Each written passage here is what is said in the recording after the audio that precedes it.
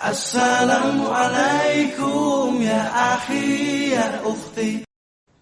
Ustaz, tolong dijelaskan kepada para suami bahwa nafkah batin bagi istri bukan cuma jima, tapi lebih luas daripada itu. Hal ini karena banyaknya curhatan para istri yang mengadukan bahwa suami mereka hanya baik kalau ada maunya.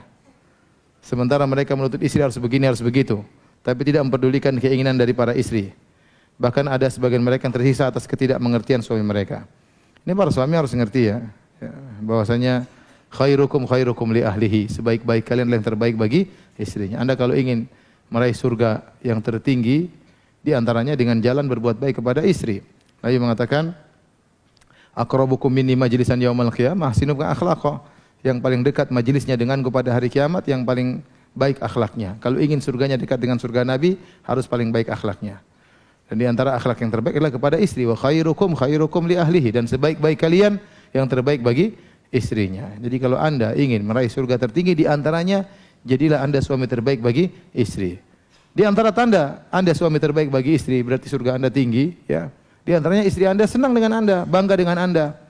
Kemana-mana cerita suami saya masya Allah, ya berarti Anda suami yang terbaik.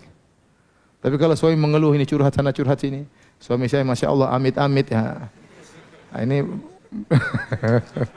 kalau ada maunya saja baru dekat baik-baik sama saya, ya. Ya.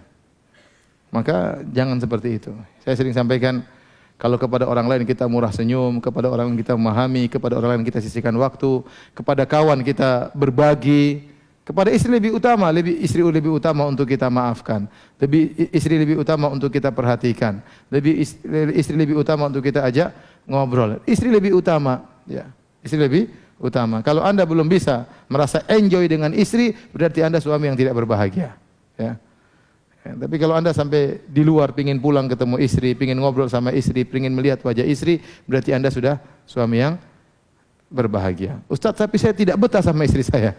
Ya, Anda harus rubah settingannya, ya. Bagaimana membetahkan bisa ngobrol sama istri. Ustaz, istri saya kalau diajak ngobrol nggak nyambung-nyambung. Ya jangan ngobrol tinggi-tinggi, ya. Ngobrol yang rendah-rendah saja, ya. Ngobrol tentang anak-anak, tentang masakan. Tidak harus ngobrol sama istri, ngobrol masalah politik, masalah ini, masalah dolar naik. Bicara yang biasa-biasa aja, yang penting menyenangkan, ya. Harus antum di antara ukuran keimanan adalah bagaimana akhlak antum terhadap istri, ya. Akmalul mu'minina imanan ahsinum akhlaqa. Orang yang paling tinggi keimanan, yang paling sempurna, yang paling baik akhlaknya. Nah, terutama akhlak yang paling baik jadi barometer akhlak terhadap istri. Kalau secara umum keimanan diukur dengan akhlak, maka lebih khusus lagi akhlak bisa dijadikan barometer dengan akhlak terhadap apa?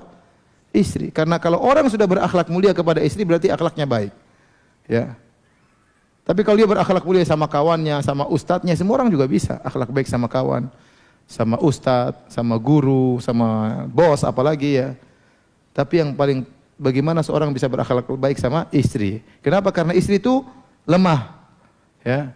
Perempuan takut dicerai, takut dipoligami, ya, lemah. Yang kedua, kita banyak waktu dengan istri, ya. Kalau kita berakhlak mulia terhadap bos, ya sekali-sekali kita bisa buat kita akhlak mulia. Ketemu dengan ustaz, ya sekali-sekali bisa murah senyum. Tapi akhlak seorang terlihat kalau dia lama berinteraksi. Nah, kita ini lama berinteraksi dengan istri. Kalau ternyata akhlak kita baik di hadapan istri, berarti kita benar-benar berakhlak mulia, berarti benar-benar iman kita tinggi di sisi Allah Subhanahu wa taala. Maka Bapak-bapak, jadikanlah berakhlak mulia kepada istri sebagai salah satu sarana untuk meraih surga yang tinggi dekat dengan Nabi sallallahu alaihi wasallam.